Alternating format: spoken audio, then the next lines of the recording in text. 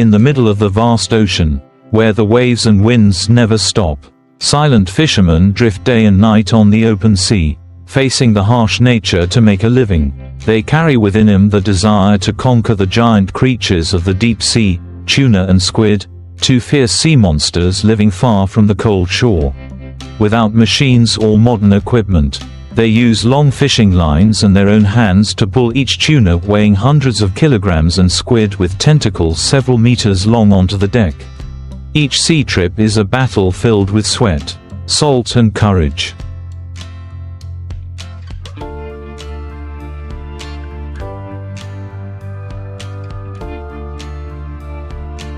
Tuna, a fish known as the warrior of the ocean, with its elongated shape, powerful body and terrifying swimming speed.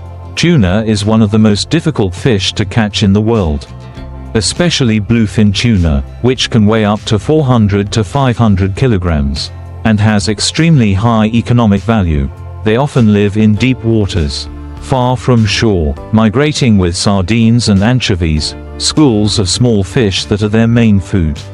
Therefore, to successfully catch tuna, fishermen must understand the rules of fish migration, ocean currents, water temperature and even the weather.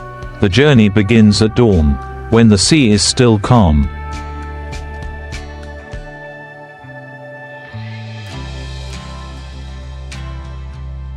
The fishermen begin to deploy LongLines, also known as LongLines. This is a type of fishing line hundreds of meters long, even up to several kilometers, with hundreds of evenly spaced hooks attached. On each hook is a carefully prepared bait, usually anchovies, squid or sardines that have been salted to increase durability and attract tuna. The bait must be attached by hand, one by one, under small lights, while the boat gently lets the line drift into deep water.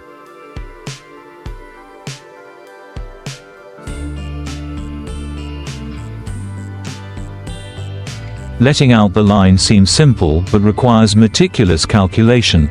The depth of the line, the distance between the hooks, the time of soaking the line, all affect the probability of catching fish. Experienced fishermen can smell the wind, look at the waves and predict exactly when the tuna will appear. After a few hours of fishing, the boat starts to turn around and the hardest part begins, pulling the line up. There are no automatic machines.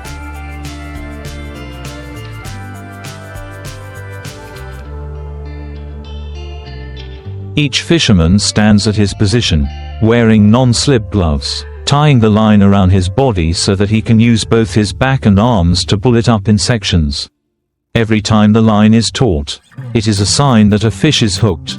At this point, the whole team must concentrate. A few people hold the line. One person holds the iron hook, ready to pull the hundreds of kilograms of tuna up from the water.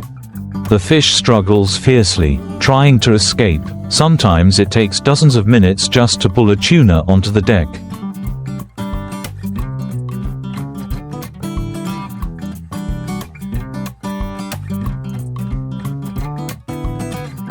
And if you are not careful, the hook can bounce back into you, or the fish can pull the line and hit you hard, causing injury. On rough seas and strong winds, pulling the line becomes more dangerous than ever. High waves continuously wash over the side of the ship. The cold sea water seeps into every crevice of your shirt. But no one rests, because a big tuna can be sold for thousands of dollars.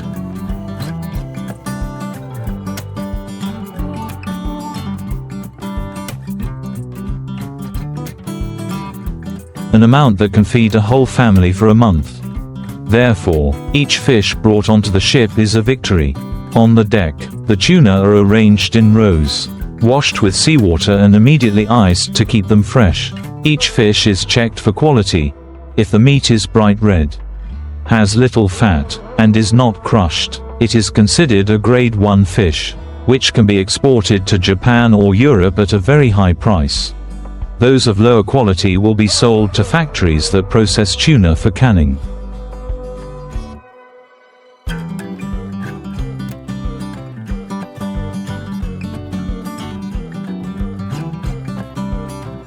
Making sashimi, or exporting frozen. The work continues all day long. The boat rotates continuously, dropping the line, waiting, pulling the line, removing the fish, freezing. Each movement is like a precise machine. Some people get their hands cut by the line. Some get hit in the chest by a fish. But no one complains, because they are used to this rhythm of life.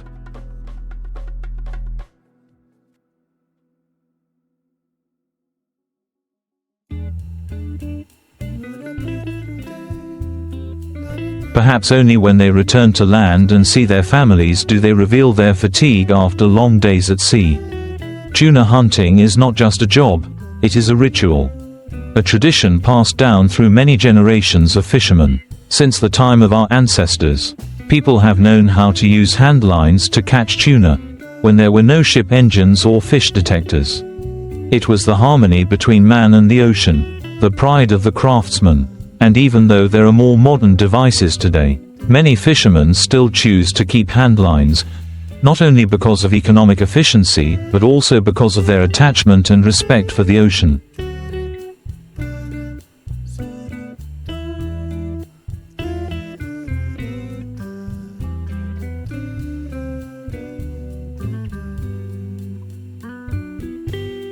If tuna are the mighty warriors of the ocean, then giant squid are the ghosts of the deep, agile, intelligent, and sometimes dangerous. Unlike tuna that live in the mid-water, giant squid often lurk in the cold, dark waters hundreds of meters below the sea surface.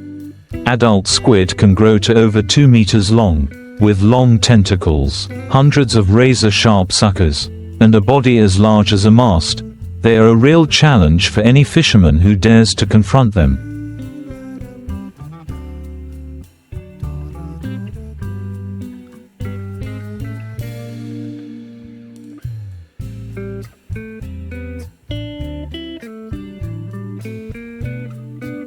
Catching giant squid is not simply a manual job, it requires patience, high technique, and courage. Veteran fishermen know very well that giant squid are not easy to catch, and are not easy to hook.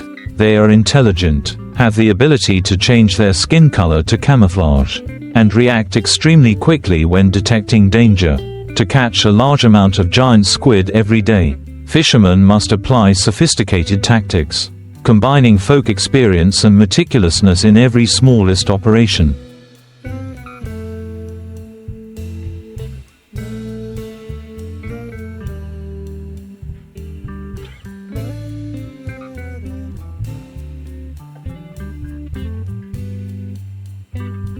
The squid hunting trip begins when night falls. Unlike tuna, which is usually caught during the day, squid is nocturnal and is most active when the sun has set. On the boat, rows of high-power headlights are turned on, illuminating a large area of the sea. This light has the effect of luring squid to the surface, mistaking it for moonlight or a school of small fish gathering, making them lose their vigilance. When the light has stabilized and the sea around the boat begins to sparkle with dark spots lurking underwater,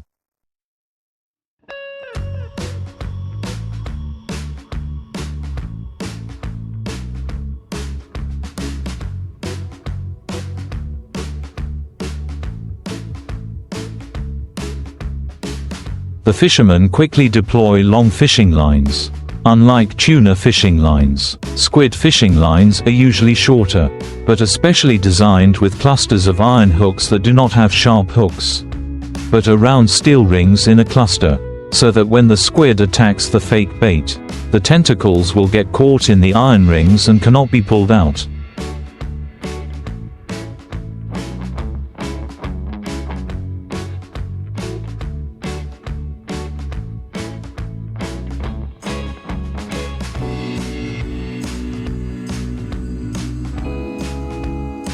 The bait is not real fish either, it is plastic lures painted with fluorescent or reflective colors, simulating the movement of small fish under the light.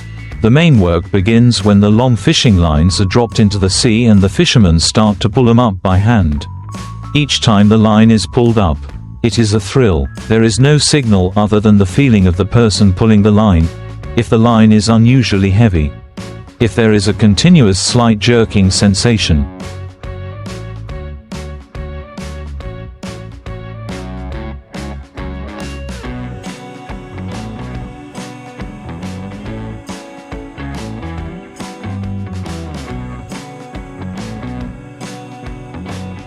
If there is an unusual noise in the water, it could be a giant squid caught on the hook.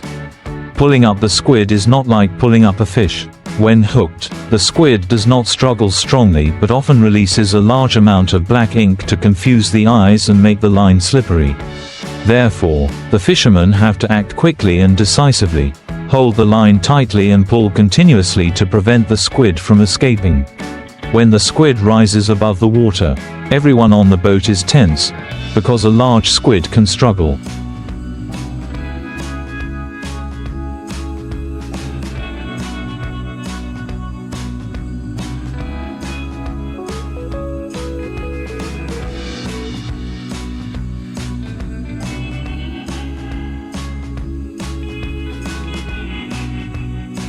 Spray ink into the eyes, or use its tentacles to hit people, which is very dangerous. Once, a young fisherman pulled a squid nearly 3 meters long.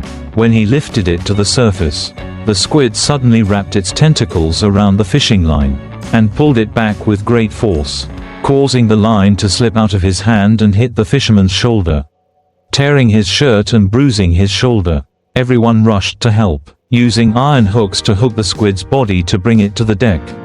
That was one of hundreds of dramatic encounters that fishermen have to go through every night at sea.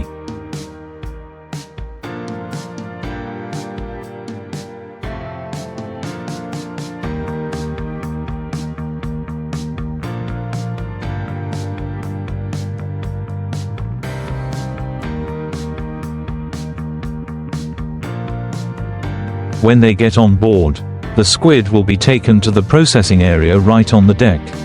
First, the tentacles are cut, the ink glands are removed, then washed with seawater and put into ice boxes. Some large ships have an on-site quick freezing system, helping to keep the squid fresh before bringing it back to shore.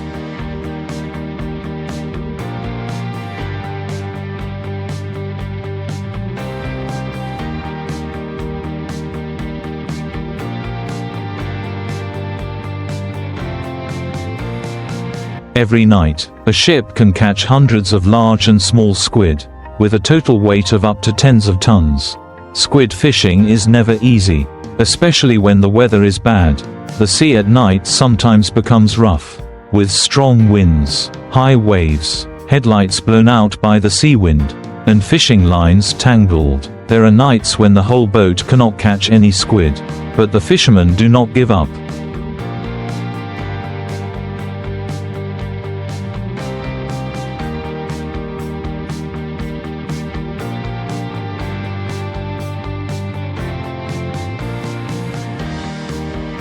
They change positions, adjust the lights, change baits, change lines, try everything possible, because squid is the white gold of the sea. It has high economic value and is a popular food source in many Asian countries. After being caught, giant squid will be exported to Japan, Korea, China and European countries. The squid meat is sweet and chewy, used to make sashimi, grilled, steamed, or dried, especially the long tentacles, can be sold separately at a high price.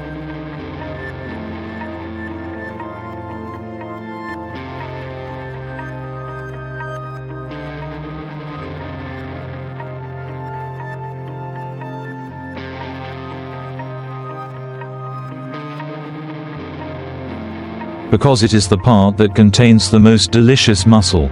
Each large squid can be sold for several $100s. And with hundreds of squid each night, the boat's income can reach tens of thousands of dollars per trip.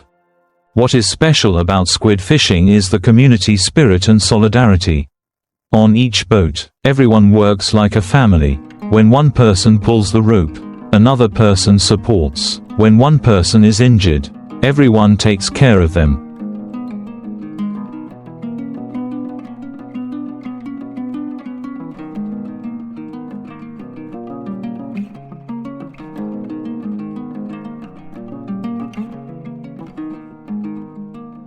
In the vast ocean, there is no one to rely on but each other. Therefore, squid fishing not only trains health but also trains spirit and high discipline. However, catching giant squid also poses many challenges to the marine ecosystem. If overexploited, squid resources will decline rapidly.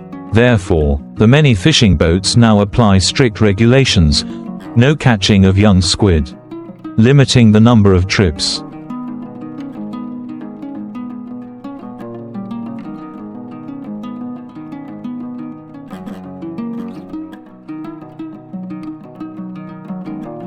Using hooks that are friendly to marine life, and only fishing in permitted areas.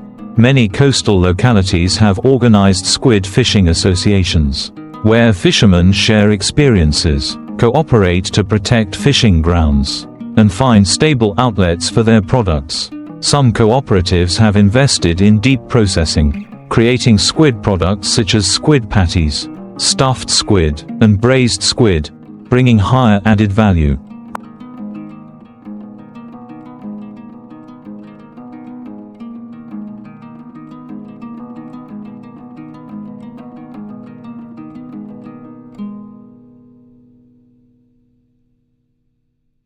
Creating jobs for women and workers on shore. At the end of a night of fishing, when the sky begins to lighten, the boats turn back to shore, carrying iceboxes full of fresh squid, their bodies glistening in the early morning sunlight. Fishermen lie on the deck, exhausted after hours of fighting with the giant squid, but smiles are still on their lips, because they know that what they do is not just a profession, but a legacy, a connection between people and the sea.